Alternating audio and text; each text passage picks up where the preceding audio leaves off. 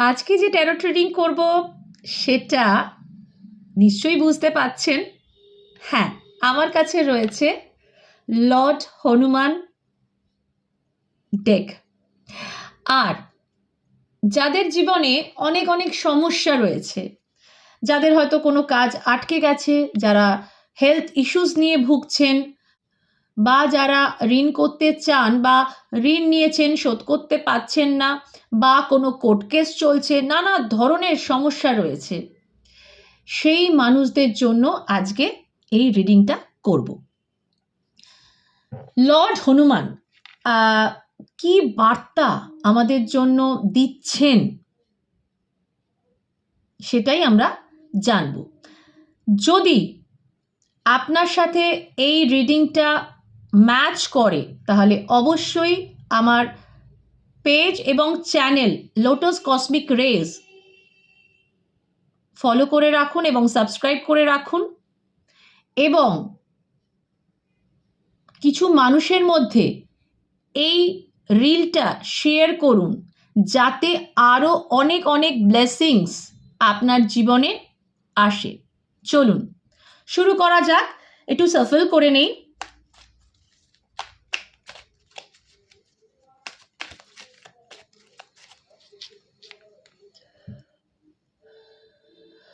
Please guide me. আমার viewers যারা রয়েছে তাদের জন্য একটা সুন্দর মেসেজ, যারা বিব্রত রয়েছে তাদের জন্য প্রপার একটা মেসেজ, যাতে আজকে ডিভাইন লর্ড হনুমান আপনাদের দেন, সেটাই প্রেয়ার করছি।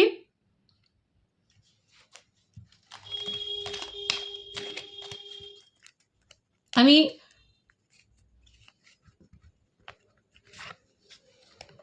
চলুন,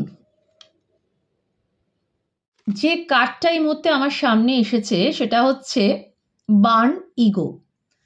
অর্থাৎ আমার যারা ভিউয়ার্স, যাদের সাথে এই এনার্জি রেজোনেট হচ্ছে, যাদের মধ্যে সমস্যা রয়েছে, তারা কিন্তু ইগো নিয়ে ডিল করছেন। তো লর্ড হনুমান যেটা মেসেজ দিচ্ছেন যে আপনাদের ইগোটাকে বার্ন করতে হবে। যেরকম হনুমানজি লঙ্কাকে জ্বালিয়ে দিয়েছিলেন তার লেজের সাহায্যে, কারণ ট্রু ট্রান্সফরমেশন, কারণ আপনার মধ্যে যে ইগো রয়েছে, যার জন্য আপনি একই এনার্জিতে দীর্ঘদিন রয়ে গেছেন, আপনার এই সমস্যাগুলো আসছে। আপনি যদি আপনার এই ইগোটাকে রিলিজ করতে পারেন বা ইগোটাকে বার্ন করে ফেলেন, তাহলে আপনার মধ্যে একটা ট্রান্সফরমেশন আসবে। আর ট্রান্সফরমেশন আসা মানে আপনি একটা নতুন এনার্জিতে এন্টার করবেন, সেটা ভীষণ জরুরি।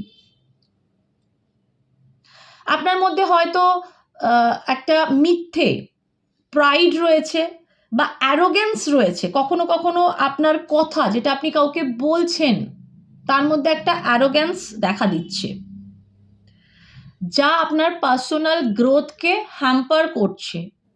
এই জায়গাটার ওপরে কিন্তু আপনাকে কাজ করতে হবে। আচ্ছা, লর্ড হনুমানজির তরফ থেকে একটা রেমেডি এসেছে। মঙ্গলবার দিন করে চ্যারিটি শুরু করুন আর ইগোর ওপর ওয়ার্ক করুন।